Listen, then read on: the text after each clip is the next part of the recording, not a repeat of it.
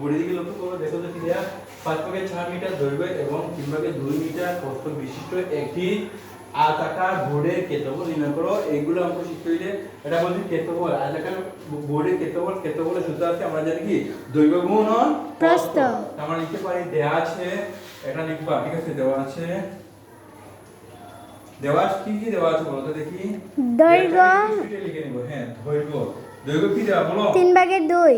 হ্যাঁ, দৈর্ঘ্য সমান 3/2। 3/2। প্রস্থ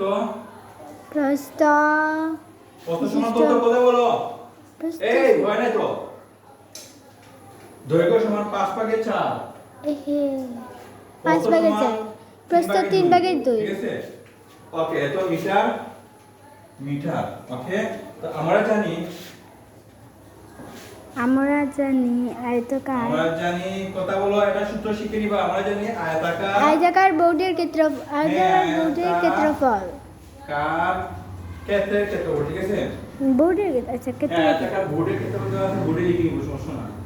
আয়তাকার বোর্ডের ক্ষেত্রফল, ঠিক আছে? দৈর্ঘ্য গুণন প্রস্থ। হ্যাঁ, ক্ষেত্রফল সমান কি হবে? দৈর্ঘ্য গুণন প্রস্থ।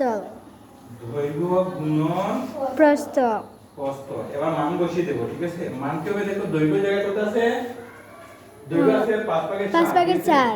5/4 আর গুণ প্রস্থ 3/2। হ্যাঁ, 2। এবার দেখো, এটা কি এটা কাটাকাটি যাবে? কাটাকাটি নিচে তলে উপরে কাটাকাটি যায়। এটা দেখো তলে উপরে কাটাকাটি যাবে না, সুতরাং আমরা গুণ করে নেব। আর এই লাইনটা আমি উপরে লিখে নিচ্ছি তোমাদেরকে বোঝার জন্য, ঠিক আছে? তাহলে কত হবে দেখো? 5/15।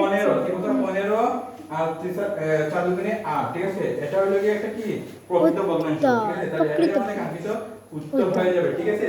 তাহলে এটা যেহেতু ক্ষেত্রফল বলছে, এত মিটার দিছে, তাহলে হবে বর্গ মিটার, ঠিক আছে? এই সাইনটা মিটারে বর্গ মিটার। না হলে উত্তর হবে না, মনে থাকে যেন। উত্তর হবে না 15/8 বর্গ মিটার। বর্গ মিটার না দিলে কিন্তু উত্তর কাটা যাবে, মার্ক কমে যাবে, ঠিক আছে? এটি হবে মানে কাঙ্ক্ষিত উত্তর। বুঝতে পারছো? জি। হ্যাঁ, ধন্যবাদ তোমাদের সবাইকে।